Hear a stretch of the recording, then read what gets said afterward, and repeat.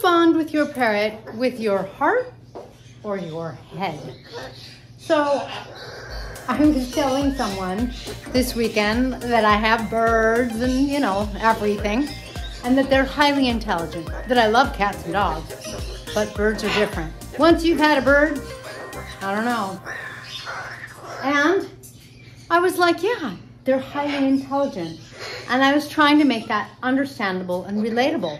What does that mean? Why is that fantastic? And then I thought, is that how I bond? How do you bond with your parrot? Hi. Hi, what you doing? Hi. Do you want some pets? Oh, you're so sweet.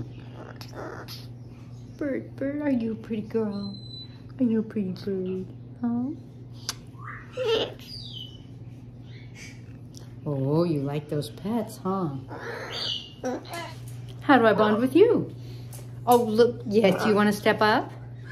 No being mean to me. Be nice to me with that monster beak. Yeah.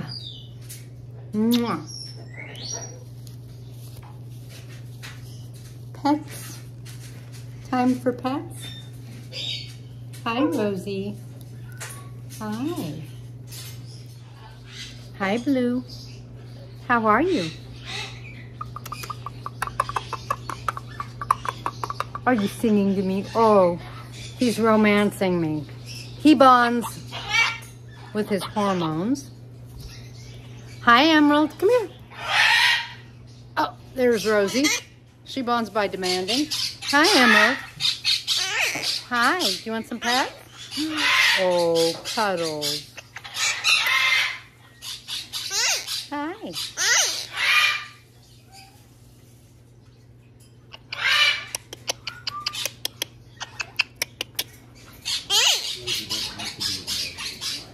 Hello, River. Hello. Hi, River. Hi. Hi, River.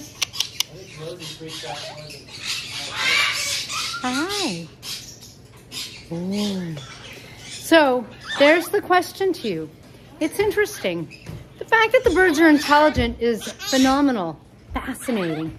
But ultimately, I find that it's all about the cuddling. It's all about the intimate relationship that I've developed with my parrots, where I just love them, I appreciate them, I know their personalities. You want to say hi, baby? Say hi, baby. Hi, River. And I love connecting with them. Their intelligence allows them to connect in ways that are unique, but for me, it's all about bonding with the heart.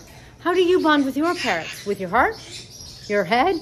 Or, like Blue, your hormones? It is that time of year, after all.